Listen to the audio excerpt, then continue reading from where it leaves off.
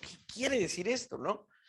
Y hace unos meses pasé varias horas y esta semana, antes de viajar a Shela también, pasé algunas horas volviendo a recalcar este pasaje, este versículo, porque es como muy confuso a veces. Y yo siempre quise saber qué significaba y creo que el Señor nos ha ayudado a entender un poquito mejor qué significa. Mateo 7, versículo 6, seguimos en el Sermón del Monte, y dice, no deis lo santo a los perros, ni echéis vuestras perlas delante de los cerdos, no sea que las pisoteen y se vuelvan y os despedacen. Oremos. Señor, en esta mañana yo te ruego, como pastor y exponente de esta congregación, exponente de la palabra, yo te ruego que me regales de tu misericordia, de tu sabiduría, me regales un poquito de tu gracia, un poquito más, para compartir el significado de este verso y que podamos ser edificados. En el nombre de Jesús. Amén y amén. El sermón del monte como que viene fluyendo de manera muy sencilla, ¿no? Viene fluyendo del tema de las bienaventuranzas, de no cometer el adulterio, no dar falso testimonio, poner la otra mejilla. Esto, como dice, qué bonito todo lo que viene diciendo Jesús, se viene entendiendo en algún sentido muy fácil. ¿Cómo oramos? Le dijeron sus apóstoles, y Jesús les dice, bueno, van a orar así, el Padre Nuestro y aquella. Entonces Jesús está tocando temas y de repente nos mete en este versículo que como que lo saca uno del camino, ¿no? Como que, ¿qué tiene que ver esto con todo lo que viene hablando? Bueno, y vamos a apegarnos al método, ¿no? Y el método es, bueno, la Biblia es una historia de redención y aquí tiene que haber redención, aquí tiene que haber salvación. En la Biblia, pues básicamente encontramos contrastes claros, el día y la noche, la luz y la oscuridad, lo santo y lo impuro. Y eso nos va a ir a dar una pauta para interpretar este versículo. En cuanto al plan de redención, de la misma manera, nunca vamos a ver un pueblo medio salvo.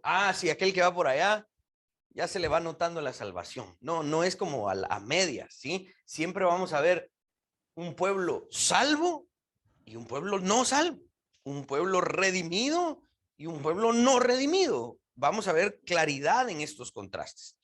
Y en el tema de los animales en el Antiguo Testamento, vamos a ver este concepto claramente. Los animales puros y los animales impuros. Los que servían para la dieta del pueblo y los que no. Y ese elemento de contraste, en algún sentido, anuncia en el Nuevo Testamento la clara diferencia entre ambos pueblos. Por eso es que Dios escoge este punto de los animales impuros para revelarle a Pedro que los gentiles ya no son impuros.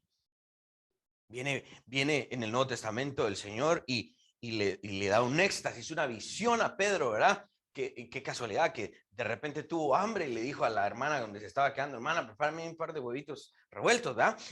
No sabe si habían huevitos revueltos, pero se sube a la terraza y entonces Pedro con hambre, ¡pum!, le cae la visión. Y le caen un montón de animales que para Pedro eran impuros. Entonces Dios le dice, mata y come. Y Pedro dice, no, esto es impuro. ¿Por qué? Porque su tradición judía le obligaba a decir esto es impuro. Y Pedro queriéndosela llevar de muy limpio, ¿no? Yo nunca he comido eso. Y se me hace que Pedro también. Pero Pedro como que dice, no, esto es impuro. Yo no puedo, ¿sí? No puedo participar de eso. Y Dios le dice, lo que yo he limpiado, no lo llames tú común, dice la traducción al español. Pero realmente en el griego original es, lo que yo he limpiado, no lo llames tú impuro, no lo llames tú sucio. Entonces el tema de los animales acá, que es claramente lo que Jesús está utilizando, nos ayuda a ver este contraste, ¿no? De lo que es puro y lo que es impuro, de lo que Dios ha limpiado y lo que Dios no ha limpiado. Y nosotros aquí nos vemos reflejados en este lenguaje. Nosotros éramos impuros, no pertenecíamos al pueblo de Dios y hemos sido limpiados, ¿sí? Y traídos al pueblo del Señor. Desde este elemento de los animales limpios y los no limpios, podemos anunciar la redención también, la historia de la redención de nuevo, la encontramos incluso en un lenguaje tan crudo y tan rudo como este, ¿no? Porque vamos a ver cómo aquí los perros y los cerdos son una forma de dura y ruda de expresarse para aquellos enemigos de Dios. Entonces es un lenguaje bastante duro. Comencemos en el contexto, explicando un poco de lo que significaban estos animales en este tiempo, ¿no? Existían perros domésticos o domesticados, ¿no? Por ejemplo, Job hace referencia a estos perros en el capítulo 30, versículo 1, donde dice, los perros de mi ganado. Sí, es aquella imagen, ¿no? De aquellas caricaturas de que las cabritas iban saliendo y el chucho, guau, guau, guau, guau, y el chucho y le llegaban a sobar. Sí, eran ese tipo de perros que no se consideraban impuros en ese sentido, sino que eran de ayuda a las labores diarias. Impuros en el sentido que no mataban al chucho y se lo comían, ¿verdad? Ese era el contraste. Sin embargo, la Biblia también hace referencia a los perros de corte más salvaje, categorizados como carroñeros. Por ejemplo, en el segundo libro de Reyes, capítulo 9, versículo 36, y volvieron y se lo dijeron, y él dijo, esta es la palabra de Dios, la cual se habló por medio de su siervo Elías Tisbita, diciendo, en la heredad de Jezreel comerán los perros las carnes de Jezabel. Cuando a Jezabel la tiran de la ventana, ¿no? Y cae y muere, los perros se la comen. Entonces, está esa referencia de estos animales aquí en la Biblia. Dice la enciclopedia de Hechos Bíblicos, creo que lo puse ahí en sus notas. Aquí vamos entrando un poquito más a qué significaba también la palabra perro y la figura del perro en el primer siglo. Perro era un término utilizado para burla. En este sentido simbólico aparece varias veces en textos hebreos y griegos. Perro, del griego quon, era utilizado para un falso maestro. Un falso maestro era un perro. Filipenses 3, versículo 2, lo vamos a ver más adelante. Y también para un pecador, dice en Apocalipsis 22, 15. Kelem era el término hebreo más común para perro, simboliza un perseguidor del pueblo de Dios. Salmo 22, versículo 16, habla de esto. Más tarde en la historia, los musulmanes mostraron su desprecio por los cristianos al llamarles perros. También funcionaba en la otra dirección. Los judíos, la comunidad judía en el primer siglo, consideraba a los gentiles como perros. Este es un perro. Fuera, ¿verdad? Alexander Sauter respalda esta idea en su diccionario al griego del Nuevo Testamento. Dice, un perro universalmente despreciado en el este, en esa parte del mundo. Y también el nombre es aplicado desdeñosamente a personas. Entonces, la figura del perro era para denigrar, para decir, esta es una persona mala, ¿sí? No pertenece a nuestra comunidad. Imagínense, eso es con el perro. Y los cerdos, la verdad, peor todavía, ¿verdad? Los cerdos, los chanchos le dicen en otros lugares, ¿verdad? Miren lo que dice este libro que nos da cuestiones contextuales importantes. Los israelitas contendían con jabalíes, que eran cerdos salvajes, que provenían del valle de Ula por todo el este del desierto hasta llegar al Mar Muerto. Los jabalíes eran muy dañinos para las cosechas que los agricultores tenían que vigilar. Los jabalíes eran crueles cuando se cruzaban con un hombre y parecían deleitarse en pisotear y destruir aquellos viñedos que estaban muy bien cuidados. El salmista comparó el cruel arrebato de los enemigos en contra de Israel con una viña al borde del bosque. Dice el Salmo 80, versículo 13, la destroza el puerco montés y la bestia del campo la devora. Los cerdos eran animales salvajes en ese punto. Número uno, eran impuros, eran el tipo de animal que los judíos no comían, ¿verdad? Y dos, no solo eran impuros, sino que eran salvajes.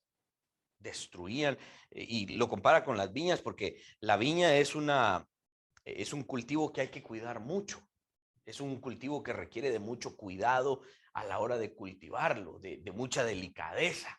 El viñador anda buscando los pámpanos para para que los pámpanos son esas pequeñas florecitas que salen antes de convertirse en racimos, ¿no? Si les caía una hojita seca, ese pámpano se moría. Entonces el viñador andaba como muy delicado. Ay, este pámpano le cayó una hojita, ¿verdad? Hay que quitársela para que le pegue el sol. Es un cultivo que lleva mucho cuidado.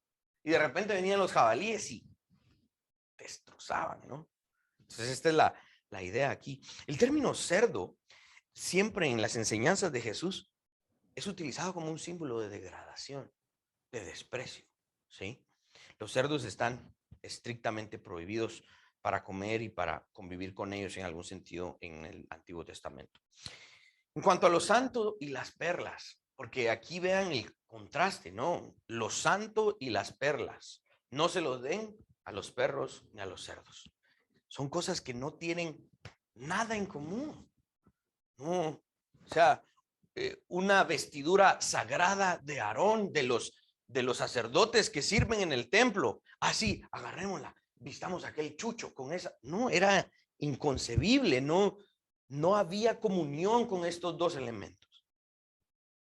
Entonces, de ese contraste tan crudo y rudo es que Jesús está diciendo algo, y es lo que vamos a explorar en este momento. En otra parte de la escritura vemos esta animadversión, ¿no? Este desprecio a estos animales. Proverbios 26:11 dice: como perro que vuelve a su vómito, así es el necio que repite su necedad. El cuadro es crudo, es feo, es despreciable. Isaías 66:3: el que sacrifica buey es como si matase a un hombre, el que sacrifica oveja como si degollase un perro, el que hace ofrenda como si ofreciese sangre de cerdo, el que quema incienso como si bendijese a un ídolo. Y porque escogieron sus propios caminos y su alma amó sus abominaciones.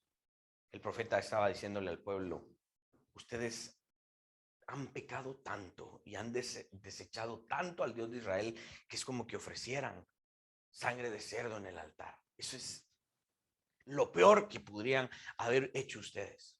De hecho, cuando los griegos conquistaron la comarca, Antíoco Epífanes, allá en el periodo intertestamentario, conquistaron esa comarca para marcar el poderío griego sobre ese lugar. Entró al altar y ofreció un cerdo en el altar para decirle al pueblo de Israel: no nos importa sus dioses, no nos importa su religión, aquí mandamos nosotros. Y miren, despreciamos el lugar que ustedes dicen santo, lo despreciamos y lo contamina con esto. Si era un cuadro muy crudo y muy feo, ¿no? Miren, la primera palabra que aparece en el verso dice no. Es una prohibición. Es una prohibición clara de Jesús a su audiencia. No es una sugerencia, más bien es una orden, es un tono imperativo para que se destaque en este versículo. El lenguaje en algún sentido es simbólico o figurativo, porque nadie en su sano juicio daría lo puro, lo santo, lo precioso, lo que hemos cuidado para que no se ensucie. En su sano juicio nadie daría eso a estos animales impuros. Entonces, este verso en algún sentido es figurativo. No había razón para tomar este verso en términos literales. Dice dar lo santo, y este debe ser interpretado en su contexto, en conexión con lo que Jesús viene enseñando. En ese sentido, podríamos decir dos cosas. Hay una cosa principal y luego una derivada de esta cosa principal. La cuestión principal es que en este momento del sermón, el reino de Dios ha tomado un lugar protagónico como el mensaje, ¿sí? Jesús está hablando del reino de Dios. Buscad primeramente el reino de su justicia, etc. El reino de Dios, en el capítulo anterior, Jesús terminó como hablando de ese tema. Entonces, la cuestión principal en este momento del sermón es el reino de los cielos, ¿sí? Y la otra cosa es que todas aquellas cosas que implica el reino de los cielos, ¿qué son? La ley, las bienaventuranzas, el poner la otra mejilla, el tener cuidado cómo juzgamos y esto. Todas esas cosas son la expresión del reino de Dios en la tierra. Básicamente el reino de Dios en la tierra es la forma de gobierno, la forma de vida celestial expresada en nuestra vida cotidiana. Y la mejor manera es cumpliendo con lo que Jesús ha dicho, no solo en el sermón, sino desde el Antiguo Testamento. no dar falso testimonio, los 10 mandamientos, y Jesús ha hecho un resumen en el sermón. Esas cosas son puras, son santas. El reino de Dios es lo más puro que puede existir en el universo. Entonces, en algún sentido, cuando dice lo santo, en el contexto del sermón está hablando del reino y sus implicaciones. Eso es lo santo, ¿sí? A la luz de esto, entonces, Jesús está prohibiendo a sus discípulos conceder, mostrar, otorgar estas cosas santas de gran valor a los perros y a los cerdos, quienes aquí deben ser identificados como aquellos que se comportan como tales. Jesús está hablando de aquellos que se comportan como perros y cerdos. D.A. Carson en su comentario dice que perros y cerdos no pueden ser una referencia a todos los gentiles, sino, como Calvino muy bien lo percibió, solo a personas de cualquier raza quienes han dado evidencia clara de haber rechazado el evangelio con desdén vicioso y desprecio endurecido. En este sentido, la propuesta de la interpretación es que aquel que es perro y cerdo en este contexto es aquel que ha mostrado una clara evidencia de desprecio para con el evangelio, aquel que ha despreciado al Hijo de Dios, aquel que ha escupido al Hijo de Dios, que ha dicho, este Jesús es nadie, lo odiamos. Este Jesús, saber hijo de quién es, lo trataron de bastardo, lo trataron de falso maestro, lo trataron de qué no lo trataron. Estos que se han comportado en contra del Hijo de Dios como tales, son los que podemos identificar como perros y como cerdos. Joseph Henry Thayer, otro gran teólogo, en su interpretación de la palabra perro, dice, es un hombre de mente impura, un imprudente. Ese es un perro. Y hay referencias de Mateo 7, versículo 6, Filipenses 3, 2, que es el que vamos a leer en este momento. Miren lo que dice Filipenses 3, versículo 2. Lo que escribe Pablo. Pablo mismo dice, guardaos de los perros. O sea, si lo interpretamos literalmente, hay que sacar palos y piedras, ¿va? Para que no se nos acerquen los chuchos, ¿verdad? De la colonia. No, aquí miren lo que está diciendo Pablo, guardaos de los perros, guardaos de los malos obreros, guardaos de los mutiladores del cuerpo. El doctor David Suazo en una entrevista utiliza la frase interlocutores a la distancia. ¿Qué es un interlocutor a la distancia? En el sentido de que podría ser incluso que Jesús en el fondo está hablando de los escribas y los fariseos como aquellos que llenan esta característica o estas características de esta dura descripción de los perros y los cerdos. En ese sentido, pareciera ser que los escribas y los fariseos eran como los interlocutores de Jesús a la distancia. Podría tener mucho sentido, ya que ¿quiénes fueron los que pisotearon la sangre del Hijo de Dios y la tuvieron por inmunda, según Hebreos capítulo 10, versículo 29? Escribe el escritor de Hebreos, ¿cuánto más aquellos que pisotean la sangre del Hijo y la tienen por inmunda? ¿Quiénes fueron los que dijeron, crucifícale y que la sangre de ese caiga sobre nosotros y sobre nuestros hijos? No nos importa lo que hagas con ese. ¿Quiénes pisotearon? ¿Quiénes se comportaron como perros y cerdos en contra del Hijo de Dios? Fueron estos, los fariseos y los escribas. Podríamos decir también que esta enseñanza de Jesús se repite con otras palabras en otros escenarios. Si no estoy mal, ahí les puse las referencias de Mateo 10, versículo 14. Y si alguno no os recibiere, ni oyere vuestras palabras, salid de aquella casa o ciudad y sacudid el polvo de vuestros pies. No, usted no quiere lo que traemos, perfecto, no tenga pena. Nos limpiamos el polvo de nuestras sandalias y nos vamos. Hechos capítulo 13, versículos 44 al 51 dice, el siguiente día de reposo se juntó casi toda la ciudad para oír la palabra de Dios. Pero viendo los judíos la muchedumbre, se llenaron de celos y rebatían lo que Pablo decía, contradiciendo y blasfemando. Entonces Pablo y Bernabé, hablando con denuedo, dijeron: a vosotros a la verdad era necesario que se os hablase primero la palabra de Dios. Mas puesto que la desecháis y no os juzgáis dignos de vida eterna, he aquí, nos volvemos a los gentiles. Porque así nos ha mandado el Señor diciendo: te he puesto para luz de los gentiles, a fin de que seas para salvación hasta lo último de la tierra. Los gentiles, oyendo esto, se regocijaban y glorificaban la palabra del Señor, y creyendo todos los que estaban ordenados para vida eterna. Y la palabra del Señor se difundía por toda aquella provincia. Pero los judíos instigaron a mujeres piadosas y distinguidas y a los principales de la ciudad, y levantaron persecución contra Pablo y Bernabé y los expulsaron de sus límites. Ellos entonces sacudiendo contra ellos el polvo de sus pies, llegaron a Iconio. O sea, no era que Pablo y Bernabé estaban predicando y llegaban las multitudes con una buena voluntad a escucharlos, y entonces los judíos llegaban y decían: no estamos de acuerdo con Pablo y Bernabé, vamos a sostener un debate educado. No, los cuates llegaban a maltratar, a blasfemar, se portaban como perros y como cerdos.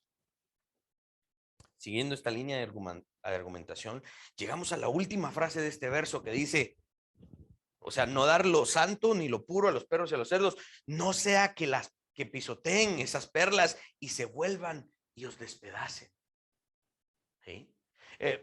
Sucedía que cuando estaba el viñador cuidando la viña, cuidando que no hubiese una plaga, que no hubiesen pequeñas zorras que se comían las raíces de las viñas. El viñador estaba cuidando con mucho esmero la viña, y de repente llegaba una horda de jabalíes. Y entonces venía el viñador y se tenía que salir de la plantación, porque si el viñador se ponía a pelear en contra de los jabalíes no solo destruían la viña, sino que destruían también el viñador. Entonces, cuando el viñador miraba eso, decía: todo mi trabajo se perdió. El viñador se tenía que ir a refugiar y dejar que estos destruyeran todo su trabajo, porque si él se ponía a pelear contra los jabalíes, probablemente él también iba a ser destruido. Jesús está diciendo acá esa imagen. Cuando alguien se muestre así de sucio y desagradable en contra del evangelio, háganse a un lado, dejen que ellos mismos se destruyan.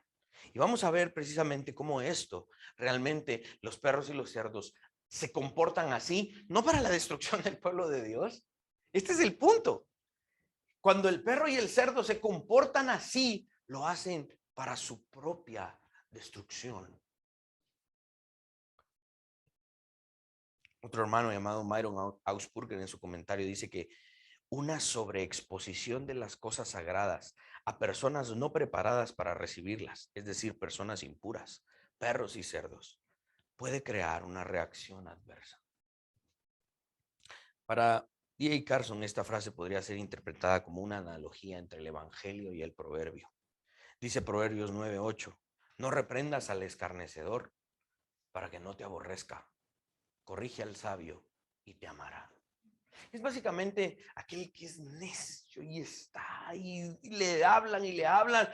Hay que entender que hay un punto en el que no quieres escuchar. Dale, destruite vos solo. Pero un mal cristiano que no ha entendido el mensaje de Jesús está ahí: no, tiene que creer, tiene que entender, y entonces el cristiano se quiere poner más necio. Una vez nos invitaron a tocar a un retiro de jóvenes, ¿no?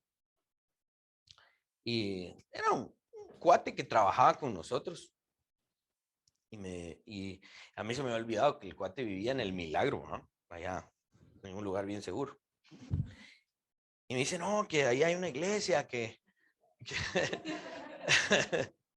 ahí hay una iglesia, me dice, que tiene un grupo de jóvenes y quiere que vayamos a tocar. Y vamos, pues.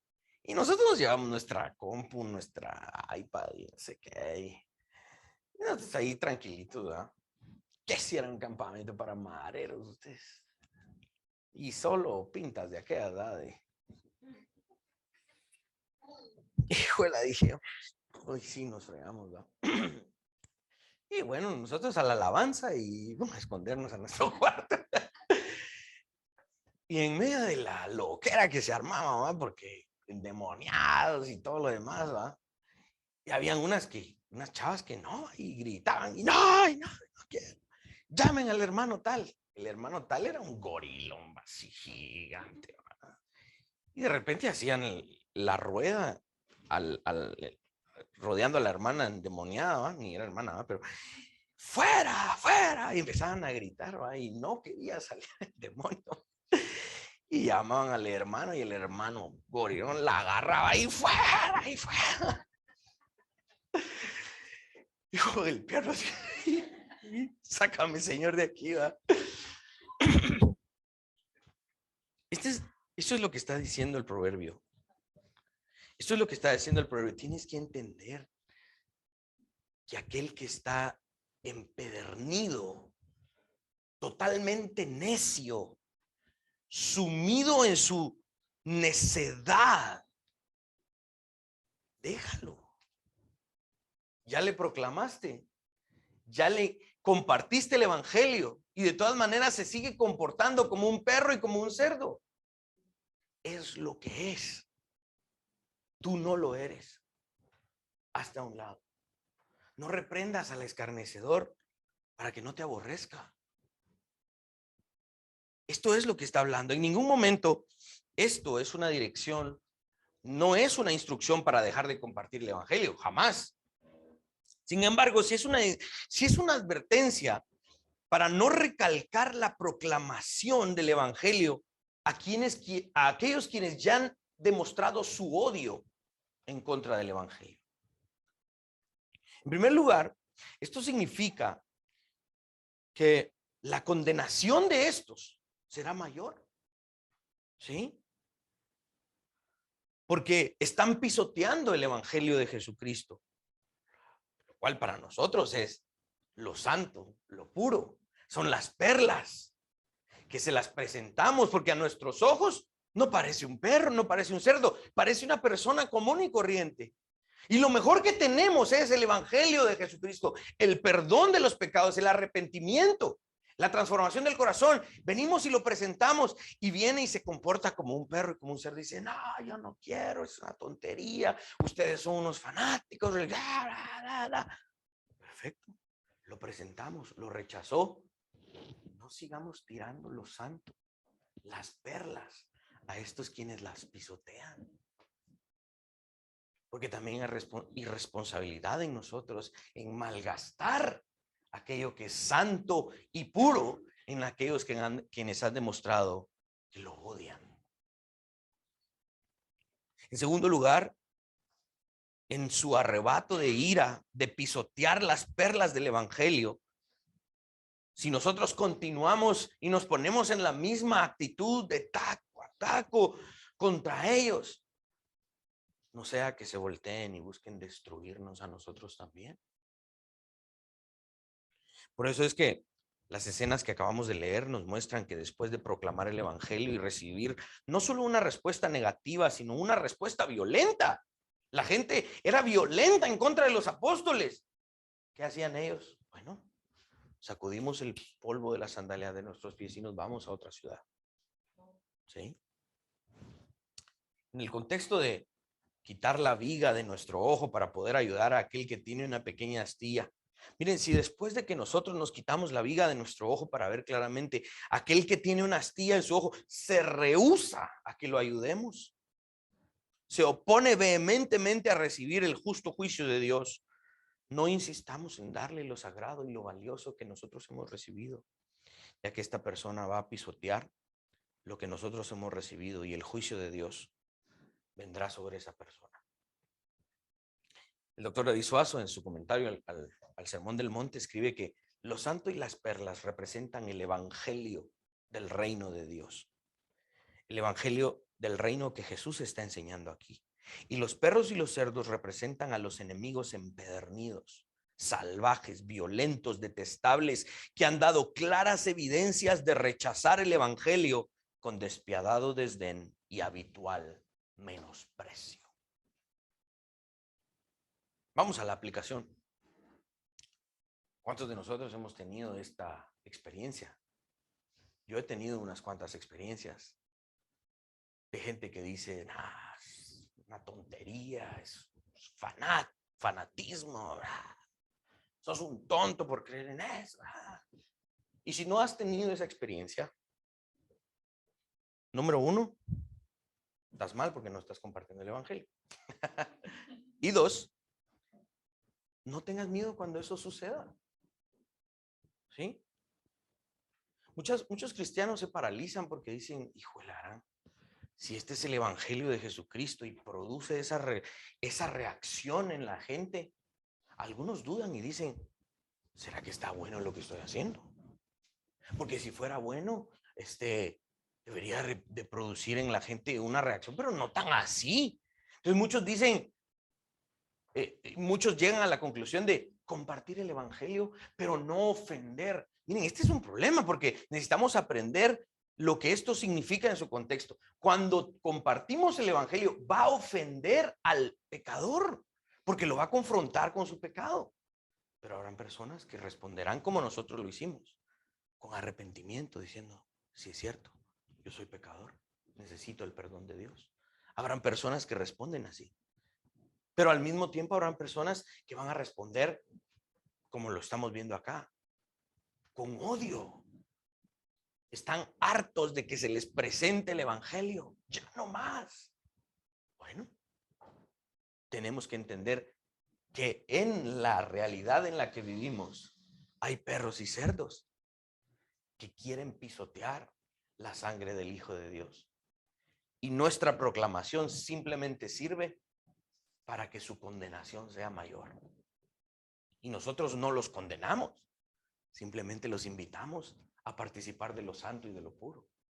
Si ellos quieren condenarse, lo harán. Y Dios llevará ese juicio a cabo. ¿Conocemos ese tipo de personas? Claro, de una u otra manera. La culpa permanece en ellos, no en nosotros. Tú no eres culpable por presentar el evangelio, al contrario, serás galardonado por presentar el evangelio. Y la culpa por la reacción de esa persona no queda en ti, sino que queda en ellos, no en nosotros. Por eso es que es tan importante entender nuestra doctrina de la salvación en esta iglesia. Por eso es que hemos fundado una iglesia que entiende esto. ¿Por qué? Porque Dios se glorifica tanto en la salvación de aquellos que reconocen a Jesucristo y asimismo se glorifica en la condenación de los perros y los cerdos. Jesucristo es glorificado en aquellos que se salvan y en aquellos que se pierden. Y nosotros no tenemos culpa de que ellos sean condenados. Lo que aquí se nos está dando es una instrucción de cómo proceder cuando estas situaciones pasan. Miren, pareciera ser también en términos aplicativos que Jesús nos está queriendo ahorrar un dolor innecesario. Y al mismo tiempo, en el fondo, nos está recordando que la conversión no depende de nosotros. La conversión de alguien depende de él y de su espíritu. Cuando alguien está queriendo que acepta a Jesús, que esto y lo otro, esa persona no ha entendido que el Salvador es Jesucristo, no nosotros. Por mucho que yo insista a una persona y yo ya vi que esa persona se comporta como un perro y como un cerdo, yo quiero tomar el lugar del Salvador porque quiero insistir y traerlo. Recuerdo una vez en una reunión que habían dos jóvenes, ¿verdad? Que pasa hambre, y ya todos estábamos así como que, y el pastor, pasa hambre, acepta, no. Y los dos jóvenes se miraban así como que, ya, pues termina este pastor loco, ¿va? Porque ya nos dimos cuenta que no, en ellos no hay, por lo menos en ese momento, no existe una atracción a Jesucristo. Entendemos que Jesucristo no los ha llamado. Puede ser que más adelante sucedan situaciones y Dios los llame a través de otras personas. Eso es un asunto entre Jesucristo y ellos. Pero aquellos que quieren insistir, no han entendido que la salvación depende solo de Jesucristo, no de nosotros. Cuando insistimos en tirar lo sagrado y las perlas a los perros y a los cerdos, estamos buscando nosotros ser los protagonistas de la conversión. En algún sentido queremos llevarnos gloria juntamente con Jesucristo. Queremos que después, ay, sí, mire usted, al fin se convirtió después de tantos años que yo le insistí. Queremos nosotros jugar ese protagonismo allí. Este verso nos está enseñando que eso no es posible. No debe ser así. Esto es lo bello de la predestinación, que nosotros solamente somos un instrumento que anuncia. La labor del convencimiento es del Señor y solo de Él. Y si Él no quiere en su soberana elección, Él no quiere convencer a tal para que se acerque y sea perdonado, nosotros no somos quienes para oponernos a esa soberana elección. Si Él no lo hace en su soberana elección, si Él decidió no salvarlos, de la misma manera permanecemos nosotros sin culpa. Culpa tendríamos si por miedo a esto nosotros no anunciamos el evangelio. Ay, no sea que se ofenda, entonces mejor no le anuncio. Ahí sí tenemos culpa. Existe otro tipo de personas que responden inmediatamente a la proclamación del evangelio. Estábamos en una reunión de liderazgo de New Covenant.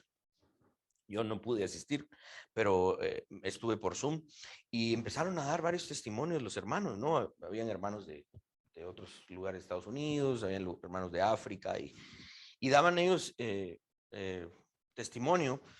Un hermano allá en Asia, creo que es Pakistán, la iglesia de Pakistán, de New Covenant, y él decía, miren, de verdad, nuestra labor es compartir el evangelio, porque nosotros estábamos en nuestra reunión de todos los domingos. Bueno, creo que era una reunión de un viernes, algo así, en una casa, y de repente llegó una persona que nadie conocía, tocó la puerta y dijo, mire, aquí se reúne la iglesia. Sí, pase adelante, ¿verdad?